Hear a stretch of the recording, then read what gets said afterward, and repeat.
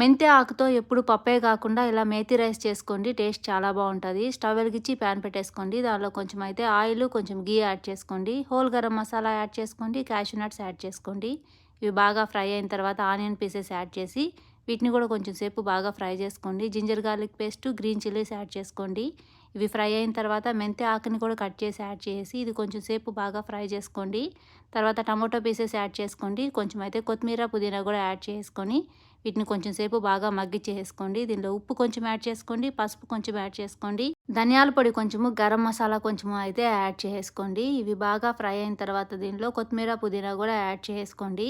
నేనైతే ఇక్కడ కొబ్బరి పాలు వాడుతున్నాను. మీరు లేదు అంటే కొబ్బరిని గ్రైండ్ చేసైనా యాడ్ చేసుకోవచ్చు. నేను బియ్యం నానబెట్టుకునేటప్పుడే దానిలో కొన్ని పీనట్స్ కూడా యాడ్ చేసుకొని అయితే నానబెట్టేసుకున్నాను. వాటన్నిటిని అయితే ఇప్పుడు యాడ్ చేసుకొని మూత పెట్టేసుకొని అయితే కుక్ చేసుకోండి. టేస్ట్ అయితే మాత్రము చాలా బాగుంటుంది. ఒకసారి అయితే తప్పకుండా ట్రై చేయండి.